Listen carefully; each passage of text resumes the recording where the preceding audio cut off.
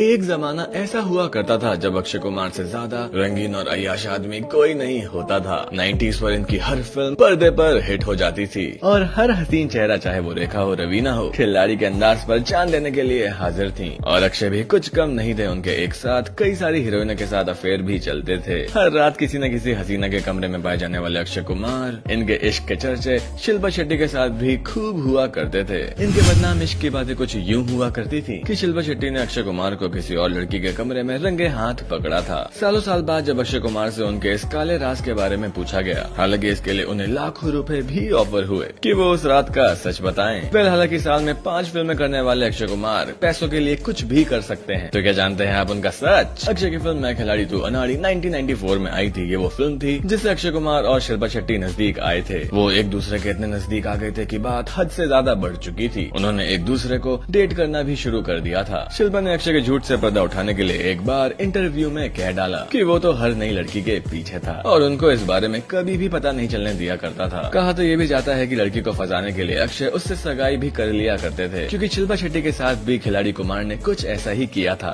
शिल्पा शेट्टी तो खैर ये भी बताती है कि अक्षय कुमार मंदिर में ले जाते हैं और सगाई कर लेते हैं, लेकिन अगर कोई उनसे कहता है कि शादी कर लो तो वो पीछे हट जाते हैं। ऐसा ही कुछ इन्होंने शिल्पा शेट्टी के साथ किया था। शिल्पा से पहले अक्षय कुमार ने रवीना टंडन को अपने प्यार के जाल में फंसा लिया था और फिर इसके बाद इनका दिल भी इस एक्टर ने तोड़ दिया। लेकिन रवीना से अलग होने की वजह रेखा थी और इनके गलियारों में आज भी इस इश्क की फुसफुसाहट हो जाती है कि जब रेखा और अक्षय खिलाड़ियों का खिलाड़ी की शूटिंग कर रहे थे, तब रेखा का दिल यंग एंड हैंडसम अक्षय पर आ गया और तो और वो भी हसीन रेखा की अदाओं पर बहक गए। इन दोनों की नजदीकियों की बात हर जगह फैल गई, जिसे सुनकर रवीना बुरी तरह से टूट गयी। उन्होंने फैसला किया कि वो इस रिश्ते को खत्म कर देंगी, क्योंकि एक बार इंसान अगर धोखा दे सकता है तो वो फिर से अपना असली चेहरा दिखा सकता है। जब रवीना गई तो उन्होंने फिर से शिल्पा पर नजरें जमा ली और फिर शिल्पा को डेट करते हुए अक्षय कुमार ने ट्विंकल खन्ना से नजदीकियां बढ़ा ली, क्योंकि वो उनके करियर के लिए बहुत सही थी। राजेश खन्ना की बेटी ट्विंकल खन्ना की पहुंच बड़े बड़े डायरेक्टर्स तक थी और कहा यह भी जाता है कि शिल्पा शेट्टी ने इन दोनों को रंगरलियां मनाते हुए पकड़ लिया था। फिर उसके बाद इन दोनों का रिश्ता हमेशा के लिए खत्म हो गया। लेकिन अक्षय तो अपनी आदत से मजबूर थे। उनका काम एक रिश्ते से कहाँ चलने वाला था। कहा यह भी जाता है कि ट्विंकल खन्ना से शादी होने के बाद उनके अफेयर सुष्मिता सेन और पूजा बत्रा से भी चले। पूजा के साथ अक्षय कुमार अपने मॉडलिंग के दिनों से ही जुड़े हुए थे। अक्षय कुमार को कामयाबी जल्दी मिली और उन्होंने बड़ा हाथ भी मार लिया और फिर बड़ी हीरोइन मिली तो उनके साथ भी उन्होंने फ्लर्ट करना शुरू कर दिया। हालांकि इनका चार्म भी कुछ ऐसा था कि हर लड़की इन पर फिदा हो जाया करती थी और वहीं सुष्मिता सेन के लिए लाखों दिल हमेशा से धड़कते रहते थे। बस तो फिर क्या, अक्षय कुमार ने बहती गंगा में हाथ धोना सही समझा और फिर इन्होंने